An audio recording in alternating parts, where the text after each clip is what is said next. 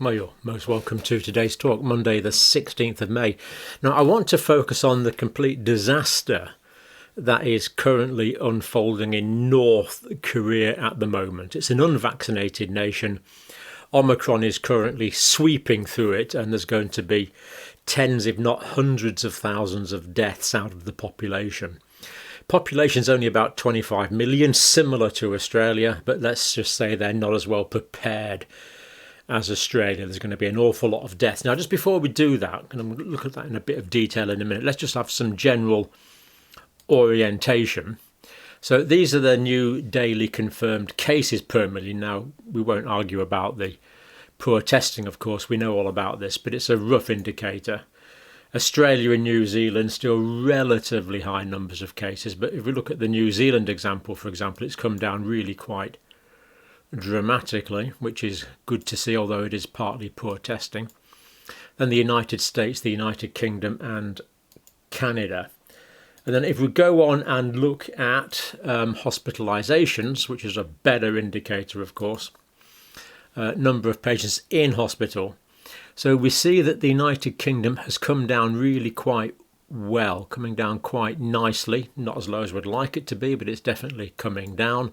And you can trace out there the Omicron wave, the original Omicron, the BA2 wave there.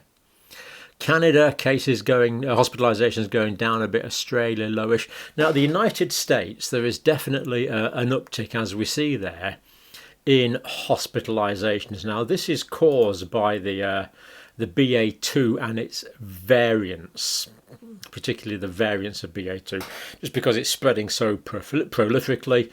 And even though it's not making people as sick as earlier variants did, there's an awful lot of them all at the same time, which is what's causing that blip in the States. Now, and if we look at this screen shows us daily confirmed deaths. So we do see a great reduction in the States, of course, from the Omicron wave. It's come down really quite well in terms of deaths. United States, then Australia, Canada, United Kingdom and New Zealand. And of course, the number of deaths we know are accurately recorded, very accurately recorded indeed, in all of these countries. So as we go into the better weather, well, at least in New Zealand, of course, is going into its winter now.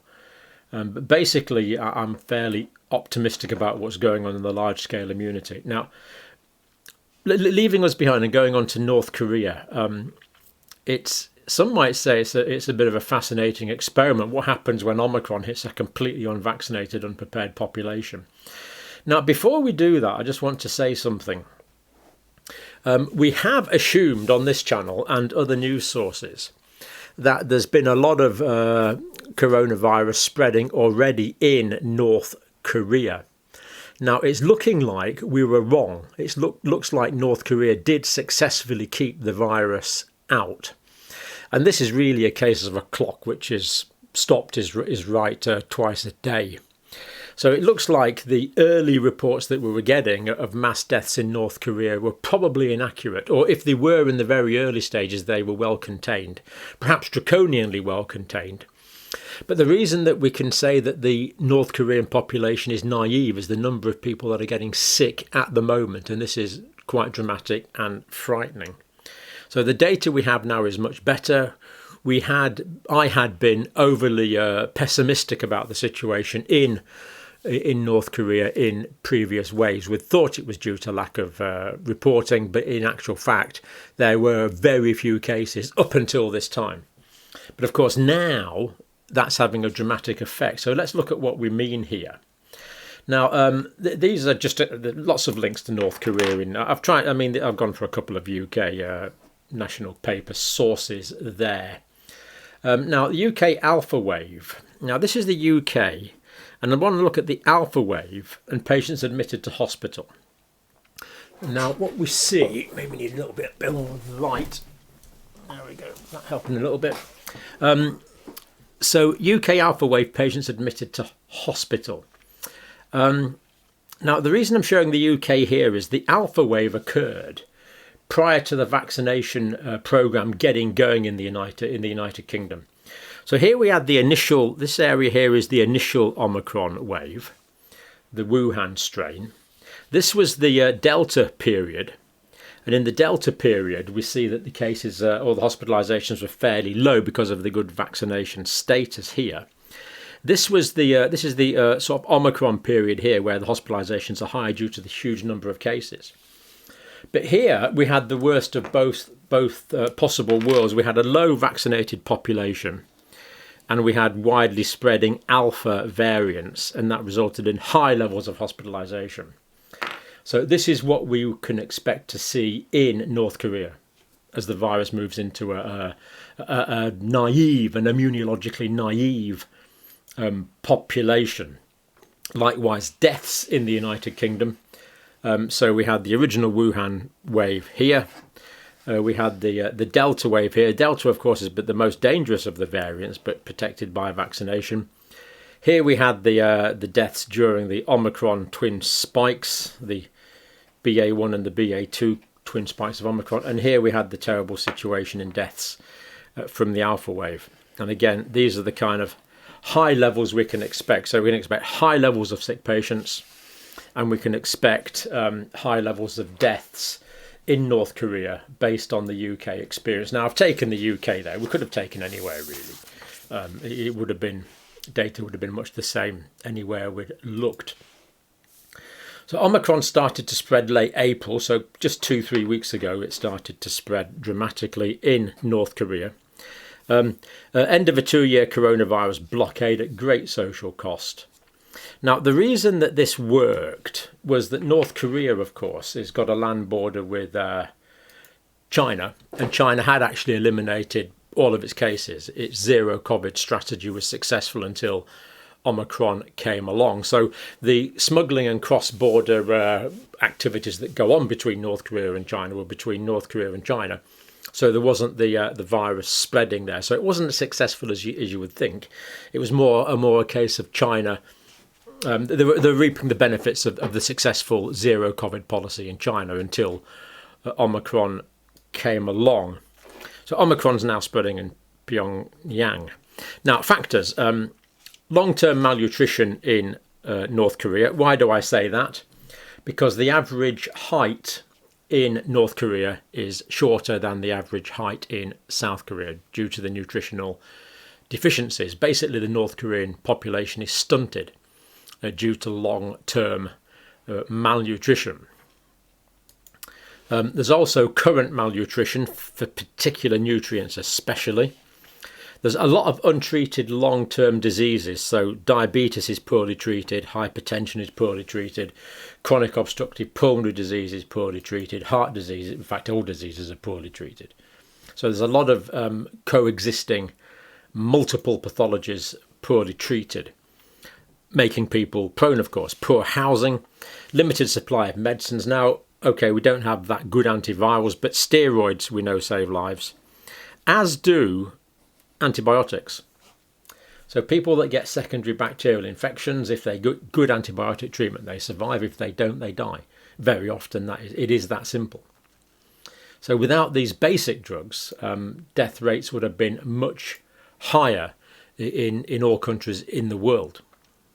Steroids and antibiotics. No debate about those at all. We know steroids are good later in the illness if there's an acute respiratory distress syndrome. We know that antibiotics are good for secondary infection. That's not in debate. There's been no vaccination at all in North Korea. Little previous infection, so no natural immunity from previous infection. Therefore, the population is naive. The only good thing is this is Omicron, not Delta, which is great. But the Omicron still causes disease. It's not as pathogenic as Delta, for example. We don't really have direct comparisons between Omicron and Alpha in terms of pathogenicity. But the point is, Omicron has come along in Western countries when there's already high amounts of immunity. And in North Korea, that's not the case. They haven't had the natural infection. They haven't had the vaccine.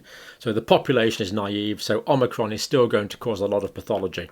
We could say roughly that Omicron is about a third less pathogenic than Delta, without arguing too much about figures.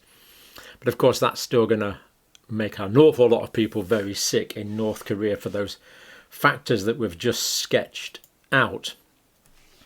So this is from the official Korean news agency. Kim Jong Un has actually said COVID outbreak is a great disaster for North Korea, direct quote, causing great upheaval. It would be nice if it caused great political upheaval, but that's beyond the scope of this video.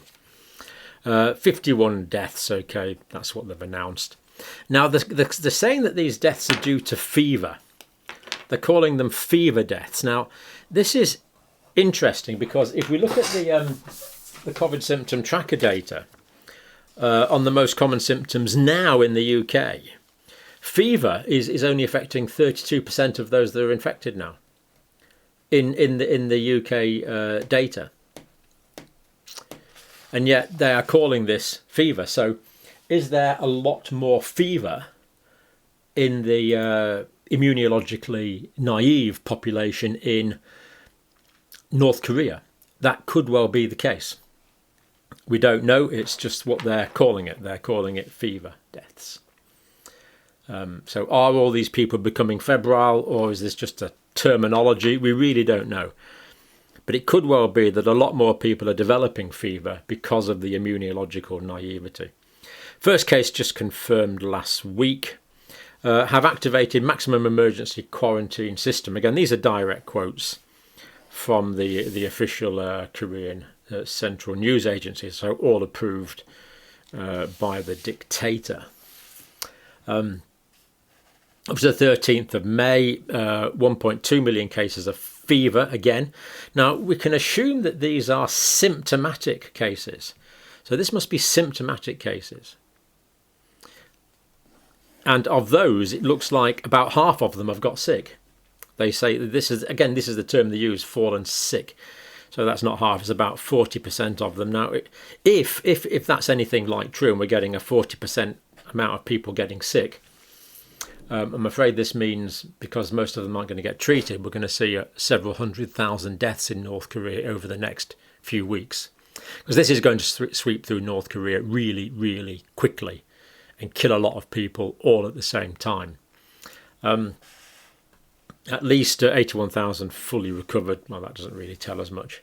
But this was the telling thing to me, that they're saying 1.2 million cases of fever, over 500,000 have fallen sick. This is very concerning.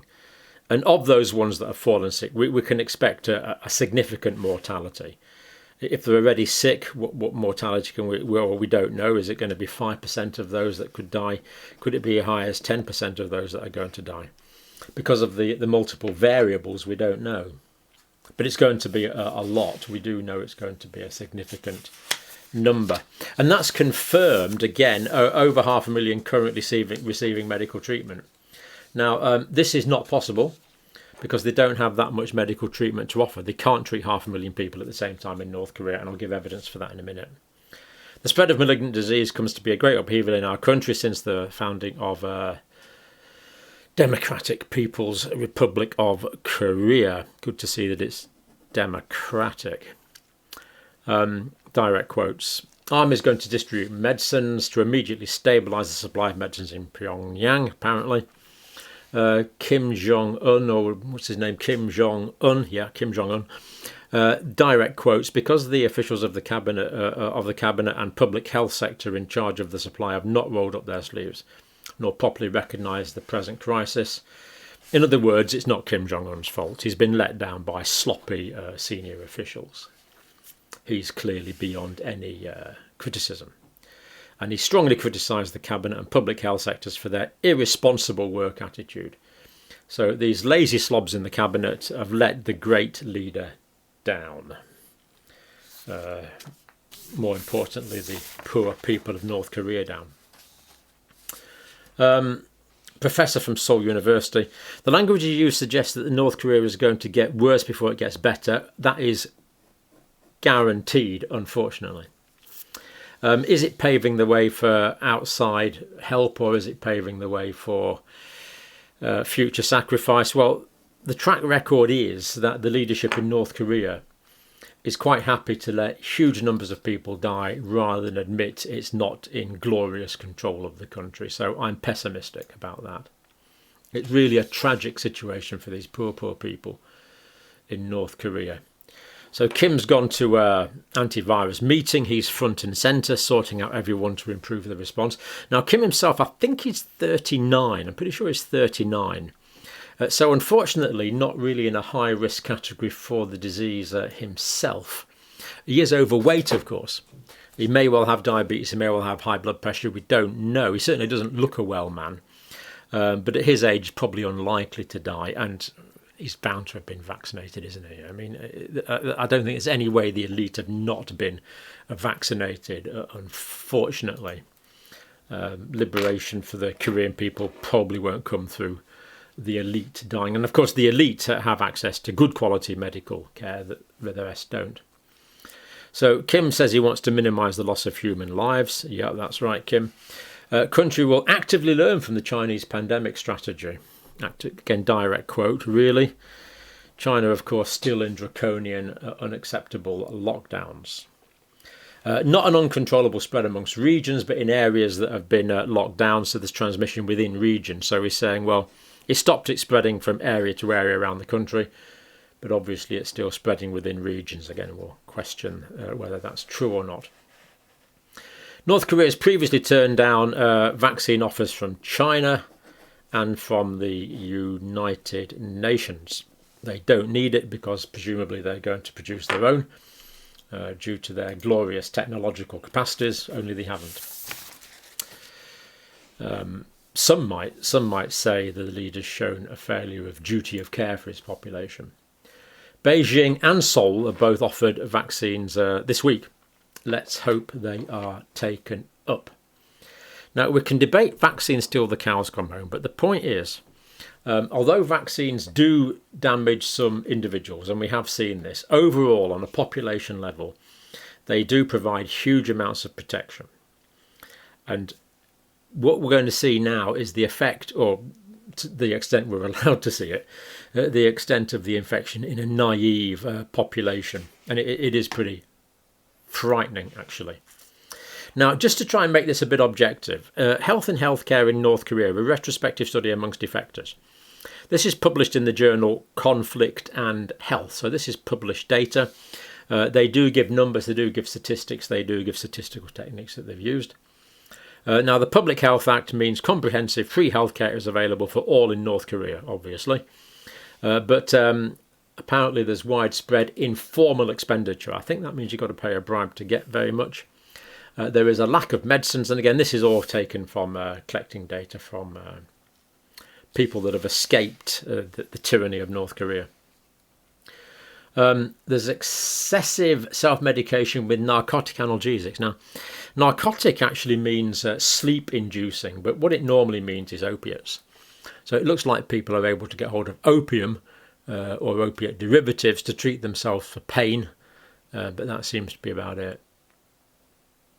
Of course, treating for pain is good, but much better to remove the cause of the pain with proper medical care, which of course is not available. So it looks like a lot of symptomatic treatments.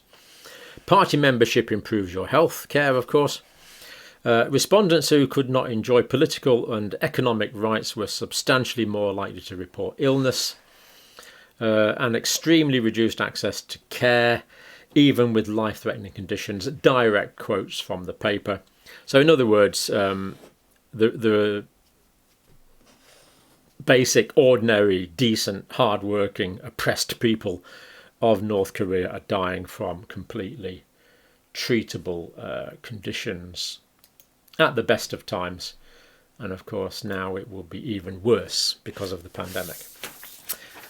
Maxa Technologies, I think they do like satellite imagery and stuff. New excavations at the Yongbyon facility in North Korea where they're making plutonium. So that is still going on.